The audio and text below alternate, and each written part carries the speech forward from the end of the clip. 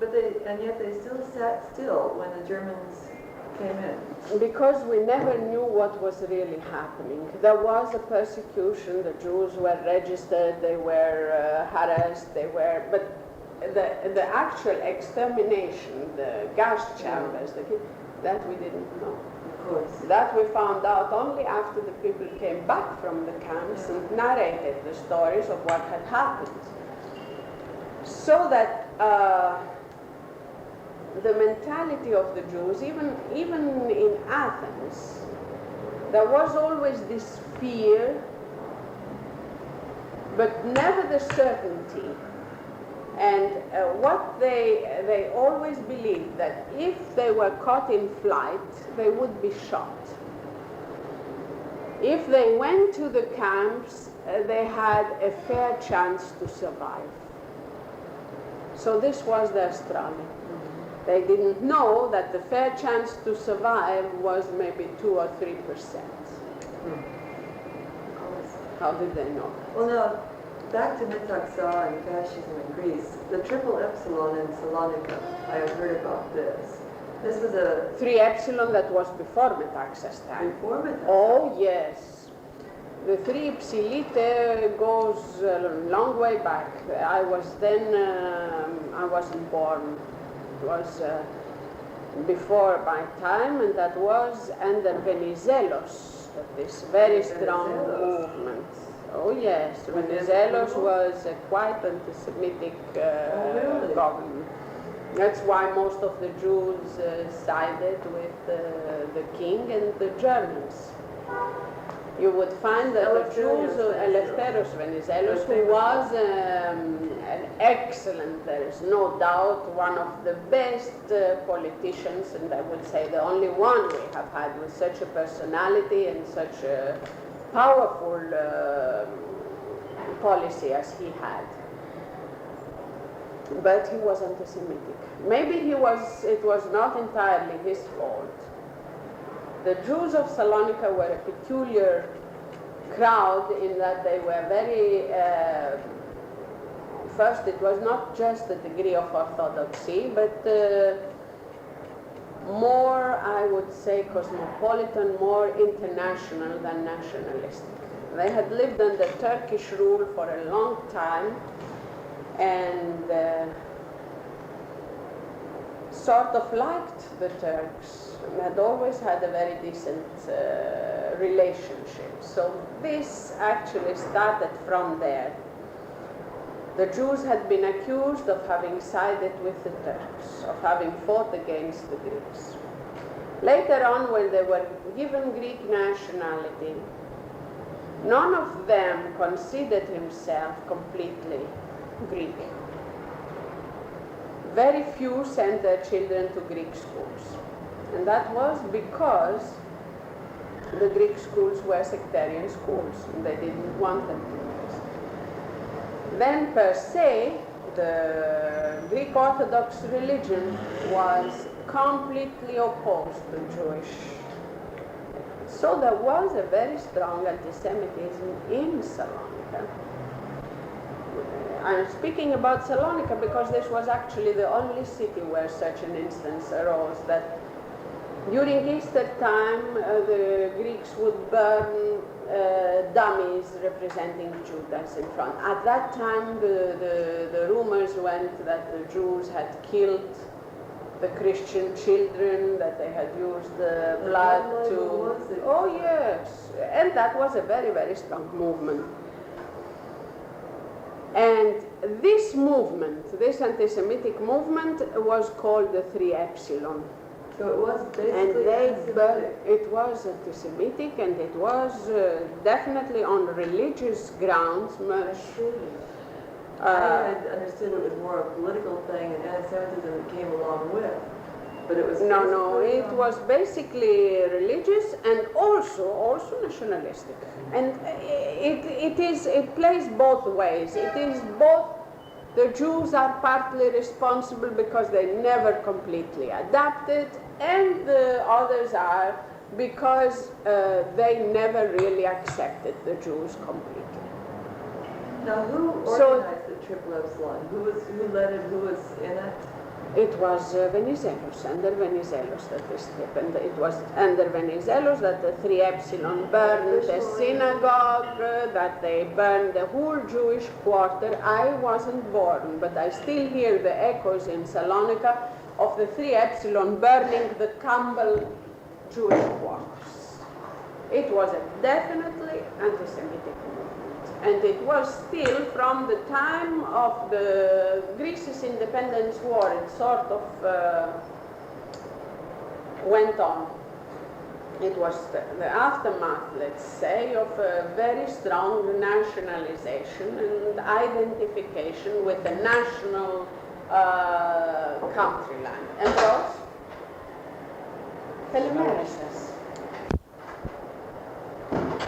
So the triple epsilon then was all these things, but it was basically religious.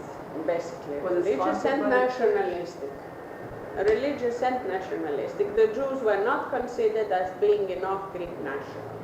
They were too international for the liking of the Greeks. Then also there was an opposition with Venizelos because the Jews of Salonika were pro-German, friends of the German and the Kaiser, and Venizelos was friend of the French and the English. This was during the time of the big 4 powers and their sponsorship and all this. Exactly. Now what relationship did the EEE have with the church? It was not sponsored by the It church. was not. No. Completely separate. No, the church made its own little policy in the church of denigrating the Jew, but that was a rule. It was in the scripts. It was the Jew was the bad one, and there was all this reinforcement of the Greeks not taking enough part in the nationalistic movement of Greece. So they were not considered completely Greeks. There was even a story that, which might and might not be, that when the Turks killed the Archbishop of Greece, Germanos, they gave the body to the Jews to dispose of, and the Jews dragged it in. There were lots of stories. You have heard the story? I've heard too that the Jews were actually forced to do this. They were just passing by and they were forced at gunpoint to dispose of the body, and that they still gained the reputation. Yeah, I've heard all kinds of stories about this. It'll never Well, be. anyway, the fact is that this Greeks was the case, and for a very long time, I mean, the Jews of Salonika didn't speak Greek. They Yeah. spoke any other language. They spoke, and the Greeks, and in that they were right, said, we don't object to their speaking Spanish. This is their own language. But they didn't speak Spanish. They spoke French, Italian, English, German, or whatever foreign language, and never knew their own language, which was fine. And under Metaxas, a rule came that they will have to, Greek citizens will have to go very much, obviously, rightly so, I mean, there was. But in some of the southern communities, like the community of Larissa, Volos, Trikala, Yanina, the Jews were 100% Greeks. Yeah. They spoke Greek, they went to Greek schools, but still maintaining very strongly their religious affiliations. And even those who were 100% nationalistically Greek background, served in the army, as against the Salonicians who tried to avoid this, still those were never considered 100% Greeks.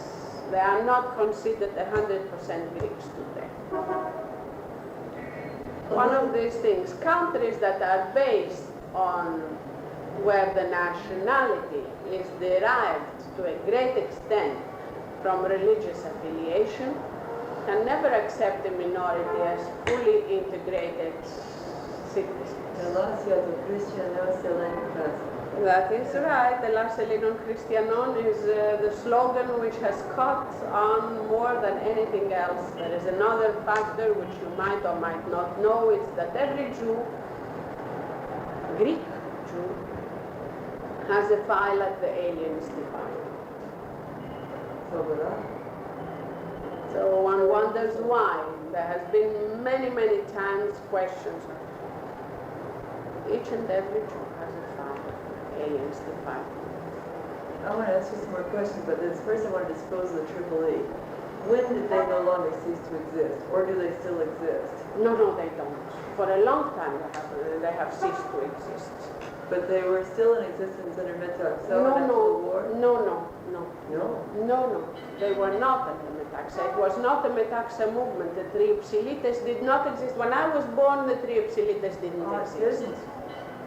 Because I have had Salonika Jews tell me that they remember Triple Epsilon members terrorizing Jews, murdering people, beating people. Yes, but that was long before I was born, so it had nothing to do. That was a movement under Venizelos. And it died? It died out. This was a movement, I will tell you, when I think it was still strong in 21 or 22. Yeah. I will ask my mother, she might remember. And it was not under Metaxa's time. Metaxa, I remember very well. The Triipsilites didn't exist anymore. They didn't exist as far back as I can remember. Now, I've read some statistics somewhere that tell me that something was happening in Salonika in the 30s because droves of Jews left Salonika in the 30s and moved to Israel, to America, South America. Maybe in the 30s or late 20s. Somewhere in there, the population dropped. That was as a result of the Triipsilite movement. But that was it was not in the 30s. It must have been in the late 20s or middle. And of course, the census is taken every 10 years, so. Yes. That would be why it reflected in the 30s rather than. That at the time it happened, yes. This flight of the Jews, the mass flight of the Jews from Salonika to Palestine especially, in that time was a result of the burning of the Campbell and the Triipsilite, what they did. But that was before even my time. You know, up in the latter 30s and approaching the time of Germans, was there any fascist activity or organization in Greece, especially in Salonika, besides the youth movement, that practiced anti-Semitism? Of course there was. I like your little book. It's very handy. Yes, it is. It is. I like it very much also because it has the telephone numbers it has. I'll just try and find one like that. It looks like what I need, because I want to have all these little pieces of paper everywhere. I'm so disorganized always. Okay, now the fascism in Salonika. Fascism in Salonika existed in the fact, first of all, that the whole pattern of organization was like in the Italian and the German fascist movement. They were self-imposed governments. They were not elected. They were militaristic, super nationalistic, super religious, anti-communist. Those were the indications. Then it was a police regime. Everybody who was against it was immediately imprisoned. It is under Metaxa's time that they had those terrible prisons which were political. It had nothing to do with religious, and it was not anti-Semitic.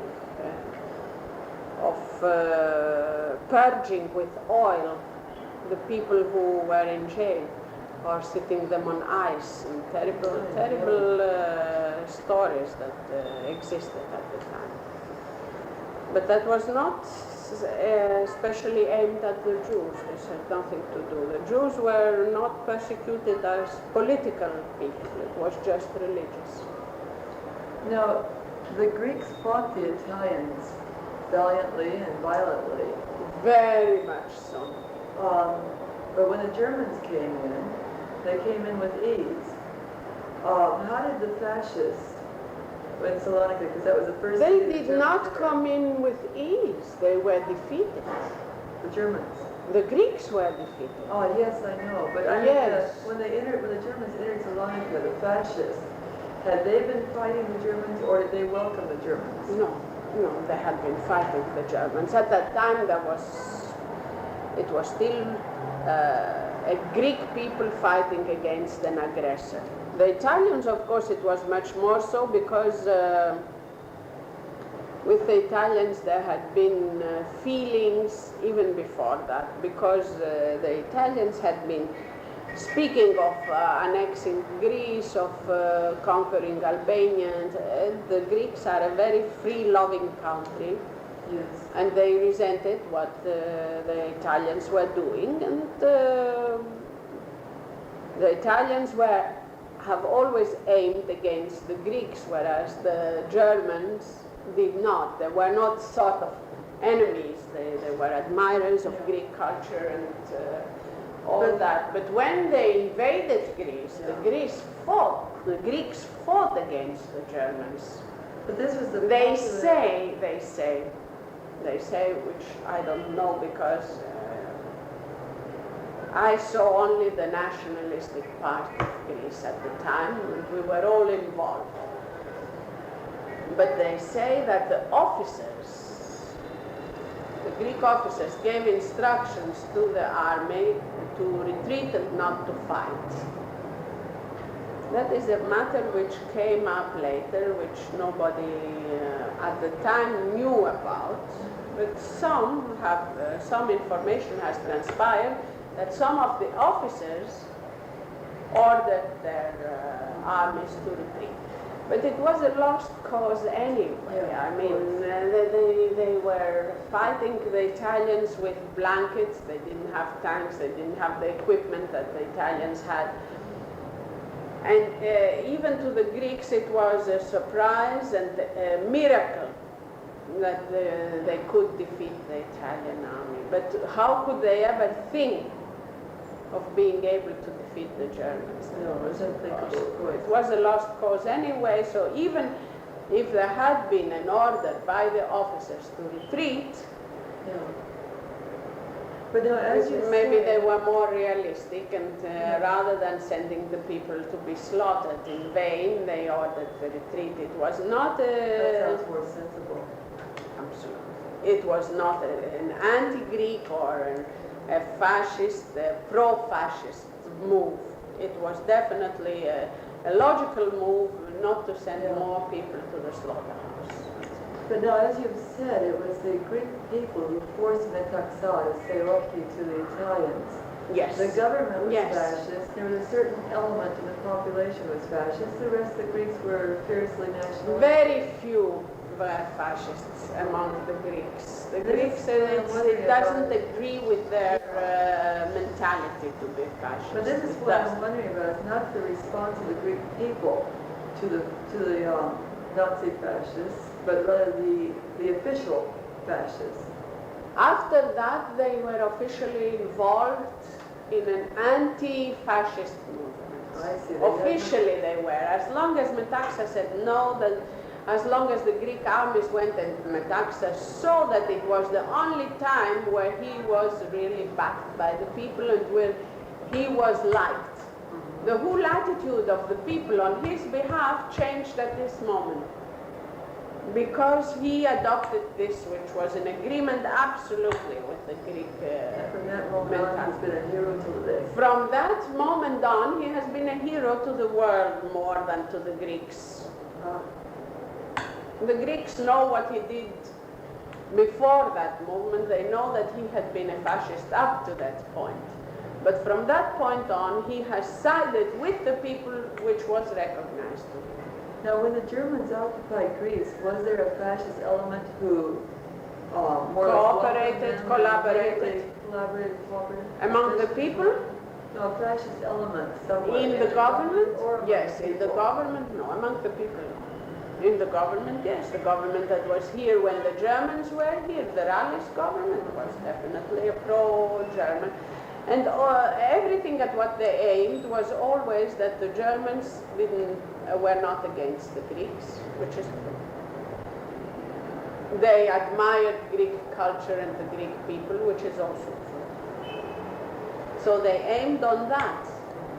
But still there was the fact that there was a very strong guerrilla warfare. Yes, indeed. There was an underground movement against the Germans which was very strong. In every village, in every house, there was a nest of anti-German feeling and of a fight that did continue. There was even, didn't they go up to the Acropolis and tore down the German flag and put it down from the Acropolis? And so many individual things in the people, in Athens itself, which was the children, from the children on, there was a resistance. The children used to steal from the Germans. They used to boycott the German cars. They used to, all sorts of things. There was even hanging in the streets of Athens. You would see it was a frightening sight which I will never forget. It's that when they caught people, they would hang them on from gas, where they have the lights, the posts. You could see them. It was a terrifying thing to see. Then they would, every day there were rumors of people that were being shot, and which was not just rumors, it was an act at Kessariani. There was really a mass slaughter in Kessariani. I heard about that, yeah. So that the people, the Greek people, really never surrendered, even to the Germans. The fight continued. It might have gone underground, but the fight definitely continued. However, in Salonika, as I gather from my studies so far, the Greeks, though they may have resisted and resented the Germans, willingly cooperated with them as far as persecution of the Jews was concerned. I wasn't in Salonika, but that's what the story is. They petitioned the Germans to destroy the cemetery, and they assisted in other ways. Mm-hmm. There was. In Salonika there was, I'm telling you, Salonika was a community that was different to any other communities, not only in the sense that it was the largest, one of the most orthodox, the one that preserved the Sephardic culture, but also in their relations with the Greek state, which, at least to some of us, seemed as a strange attitude. Did the church cooperate in this persecution, or did they stay neutral? No. The church did definitely not cooperate in the persecution. Definitely not. I don't know what they did in Salonika. Again, I can't speak for Salonika, but I don't think we haven't heard, even later on, we haven't heard of the church, aside of one instance which seems to me to be so innocent that it isn't worth mentioning, but it's that when the synagogue of Salonika was destroyed, and it was destroyed by the Germans. Which one? The main. It doesn't exist now. It doesn't exist. It has been completely leveled down. The most beautiful, the main synagogue on the main street of Salonika, that was destroyed completely. Now in that synagogue there was a beautiful chandelier.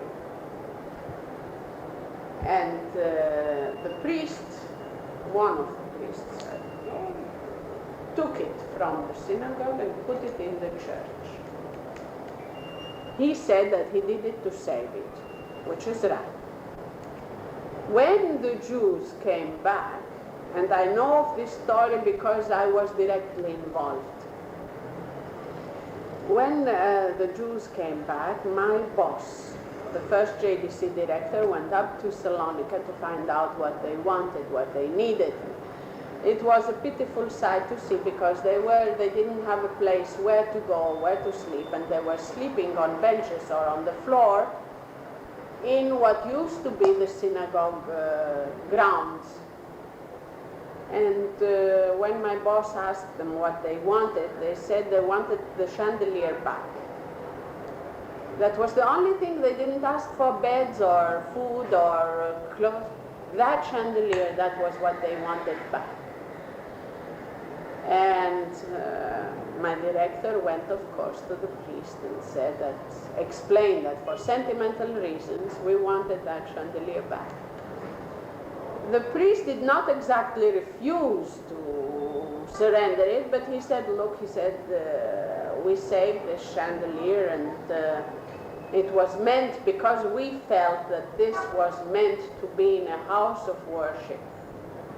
And after all, in your synagogue you worship your God, and in the church we worship the same God, because God is only one.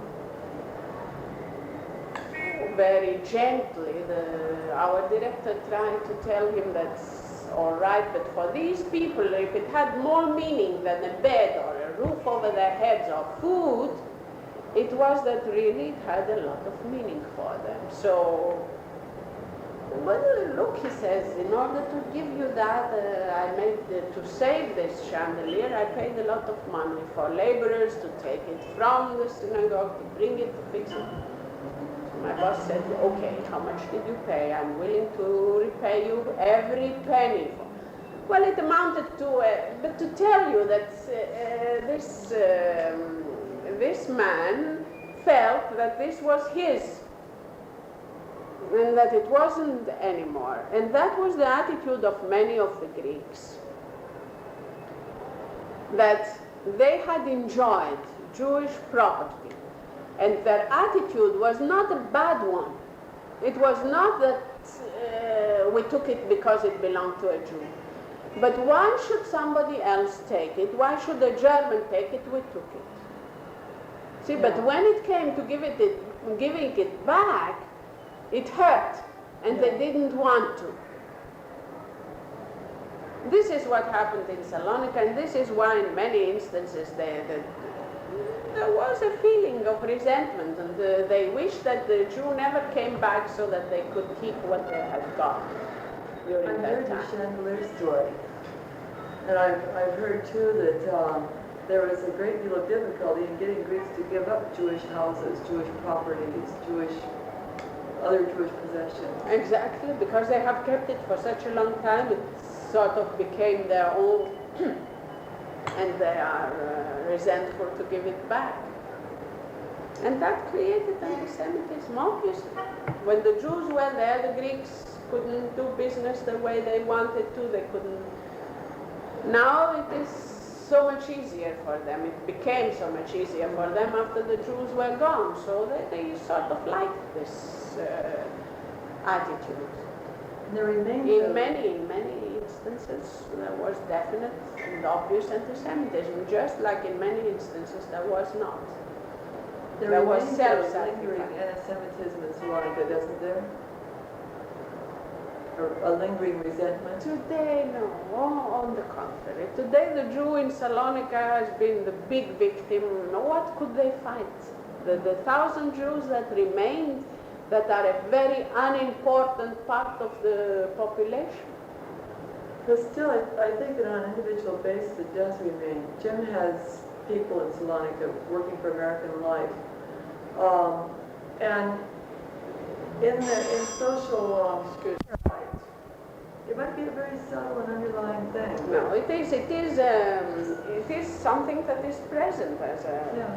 I have had many...